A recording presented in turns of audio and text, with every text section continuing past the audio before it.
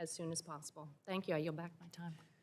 Gentlelady yields back. Chair recognizes the gentleman from Ohio, Mr. Johnson, for 5 minutes. Thank you, Madam Chair. Mr. Chu, I'm an information technology professional, been doing it for the most of my life. You've been evasive in many of your answers. I'm going to talk to you in some language that maybe you'll better understand, ones and zeros, okay? Let's talk about the Citizen Lab report. This is something your team frequently mentions in hearings as a way to exonerate yourself. For example, in the limitations section, it reads, we could not examine every source code component and test in the apps in every circumstance, which means our methods could not find every security issue, privacy violation, and censorship event. So it's an incomplete assessment. The report notes that TikTok's data collection using third-party trackers was in apparent conflict with the GDPR and that multiple themes were censored by TikTok. What is shocking to me is the shared source code between TikTok in the United States and the CCP-censored Douyin. The Citizen Labs report says that many of the functions and classes were identical and that the differences in behavior between TikTok in the United States and Douyin in China are slight changes in hard-coded values. Incredibly, specific censorship parameters from Douyin are present in TikTok, but just turned off. The authors say that for unknown reasons, the parameter variable itself is preserved.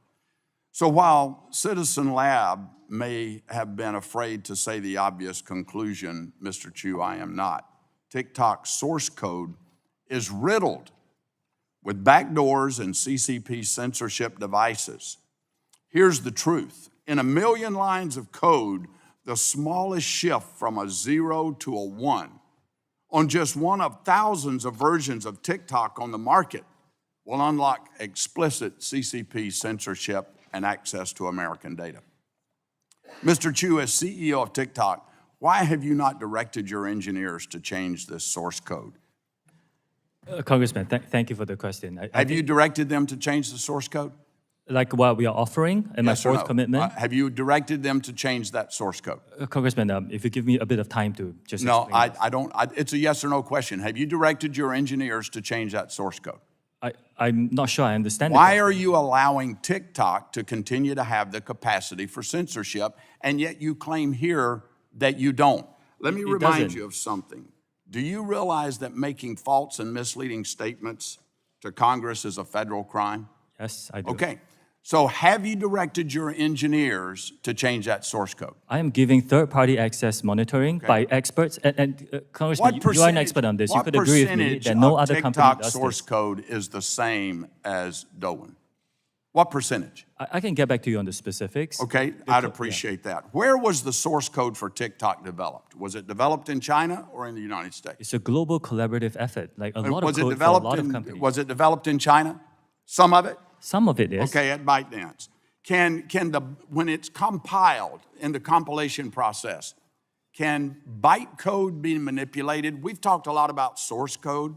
What about the bytecode, the ones and zeros that actually execute on the device? Can it be manipulated?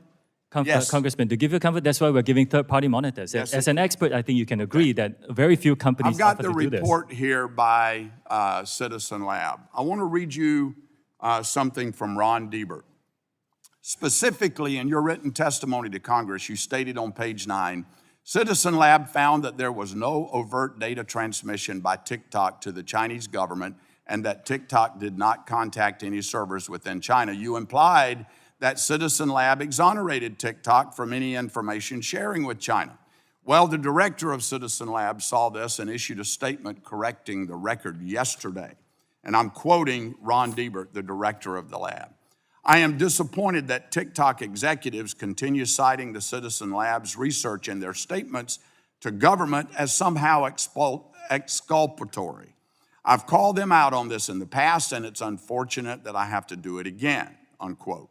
He goes on to say, and I quote, we even speculated about possible mechanisms through which the Chinese government might use unconventional techniques to obtain TikTok user data via pressure on ByteDance, end of quote.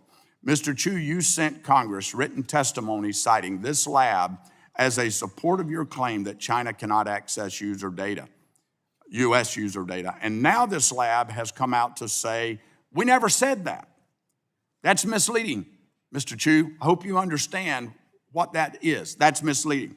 Mr. Chu, this is yet another instance of TikTok attempting to mislead Americans about what their technology is capable of and who has access to their information. Madam Chair, I'd like to Madam Chair, I would enter like the to respond to statement that by very Ron quickly, Deibert please. and the Citizens Lab into the record.